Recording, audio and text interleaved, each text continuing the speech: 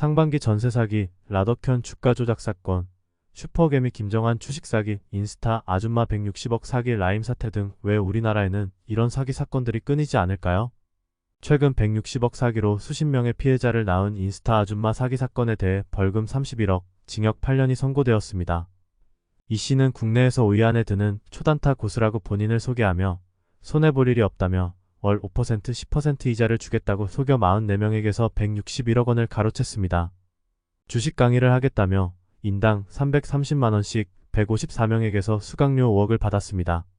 하지만 이 씨는 주식의 고수가 아니라 주식과 선물에 투자해 40억 이상 손실 보았고 공과금, 신용카드 대금도 못 내 파산 상황이었다.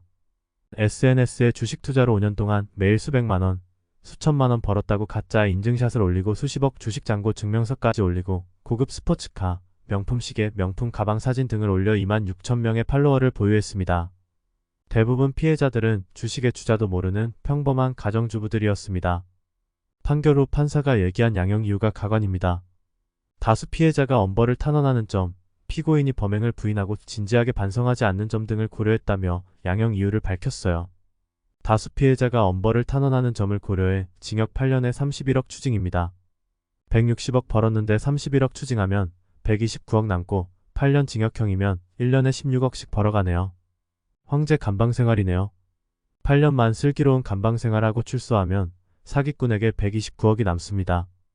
일반 서민들에게 평생 가도 3억, 4억도 못 모으는 사람이 태반인데 8년만 살다 나오면 129억이 생기는데 누가 사기를 안 치겠습니까? 우리나라 판사들의 계산법에 감탄을 금할 수 없습니다. 사기칠 능력만 되면 사기를 안 치는 게 바보입니다. 우리나라 사기 장려 공화국입니다. 우리나라 금융사기에 대한 처벌이 너무 약해 범죄를 장려하는 상황입니다. 잔고 증명서 하니까 요즘 아주 핫하신 최모 씨 생각이 나네요. 347억 은행장 고의조 증명으로 무려 수십억 이익을 보았는데 추징금도 없이 징역만 딱 1년 받았습니다. 이 사건에서 판사님들은 최선을 다했습니다. 검사님들께서 친절히 1년을 구형해줬는데 굳이 판사들이 대통령 비위까지 건드리면서 1년 이상 줄 이유도 없잖아요. 제2의 주수도도 2조 원 사기를 쳤고 피해자 14만여 명인데 징역 12년에 불과했습니다. 이 때문에 피라미드 업계에서는 2조 원을 떼먹은 추수도가 고작 징역 12년이니 걸려도 상관없다는 말이 공공연하게 떠돌 정도입니다. 더 웃긴 건 주수도가 감방에서 복역 중에도 제2유출신과 변호사들을 내세워 또 다른 다단계 회사를 차려 1329명으로부터 1137억 원을 가로챘습니다. 수감 중인 3년 8개월 동안 5050번 변호인 접견했습니다. 일요일과 공휴일을 제외하고 하루 평균 5번가량 변호인 접견 시를 사용했어요. 변호사 접견은 일반 면회와 달리 교도소 내 별도 공간 30여 석에서 이뤄져 수감자들에게는 사실상 외출과 같아 황제 접견이라고 불립니다. 피해 금액 2조 5천억, 피해자 2만 5천 명인 단군 일의 최대 사기 사건인 조이팔의 은닉 재산을 관리하던 현모 씨는 1심에서 징역 12년을 선고받았지만 항소심에서 징역 4년으로 줄어들었습니다. 다단계 사기를 벌여 720억 원을 빼돌린 퍼플라인의 경우 회장 이모 씨 1명만 구속됐고 나머지 관계자 10명은 불구속 수사를 받고 있습니다. 2007년에 주가 조작 사태로 시장을 떠들썩하게 했던 루보 사태만 봐도 당시 주가 조작 주범이었던 김모 씨에게는 징역 3년 6개월에 벌금 10억 원이 선고됐죠. 기획자는 집행유예 5년을 받았습니다. 2020년 11월 라인펀드 피해자들이 서울 여의도 금융감독원 앞에서 피해 복구를 요구하고 있습니다. 금감원을 금강원이라고 잘못 썼네요. 막대한 피해에 비해 처벌이 너무 약하기 때문에 한탕 크게 해먹은 뒤에 징역 몇 년 살다 나오면 된다는 말까지 나돌고 있습니다. 사회적으로 큰 이슈되는 사건을 제외하고는 대부분의 경우 기소조차 되지 않고 있습니다. 아주 희박한 확률로 기소되어 판결을 받는 경우 형량을 다 채우지 않고 가석방 등으로 나오기도 합니다. 유독 우리나라가 이렇게 금융사기 범죄에 대해 관대합니다. 미국의 대표적인 금융범죄가 앨런 사태인데요. 앨런 사태는 2001년 미국 에너지 회사였던 앨런이 1조 4천억 원 규모 분식회계를 저지른 사실이 밝혀지며 회사 자체가 파산한 사건이에요. 이 사건으로 앨런 최고 경영자였던 제프 스킬링은 징역 24년 4개월을 선고받았다. 금융위기 당시 최악의 주식 본지 사기의 주범이었던 버나드 메이도프는 징역 150년형을 받기도 했다.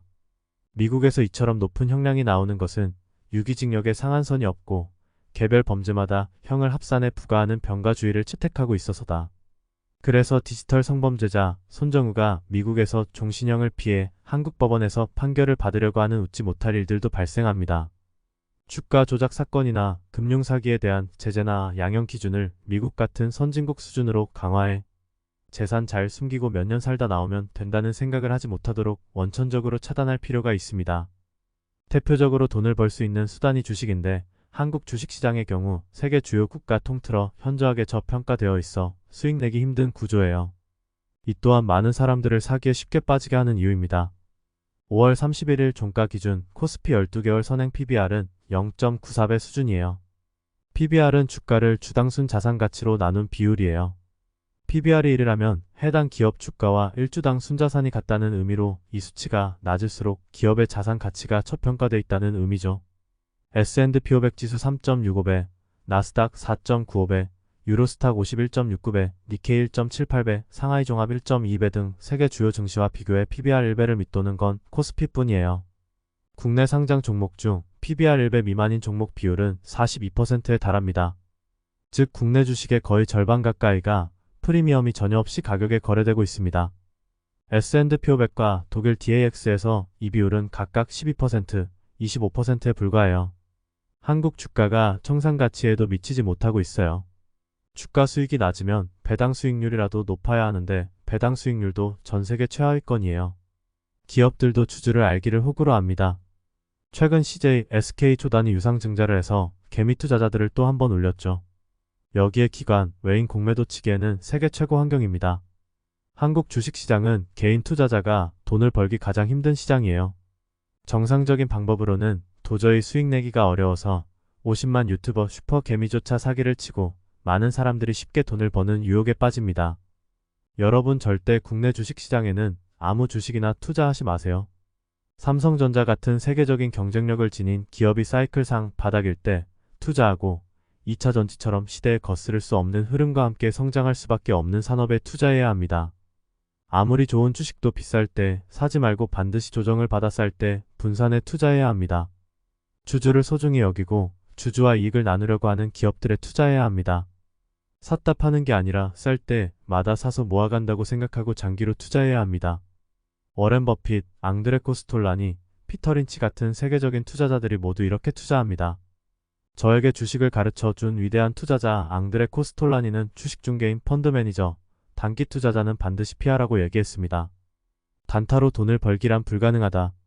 하지만 주식시장 전문가들은 개인들의 돈을 빼내기 위해 단타를 부추기고 본인들의 물량을 떠넘기고 공포를 조장한다. 수백만 유튜브 채널에서 종목 추천하고 주식 상담해주는 펀드 매니저, 증권사 직원, 애널리스트, 리딩방 등 주식 전문가들 말을 절대 듣지 마세요. 빚내서 투자하지 말라.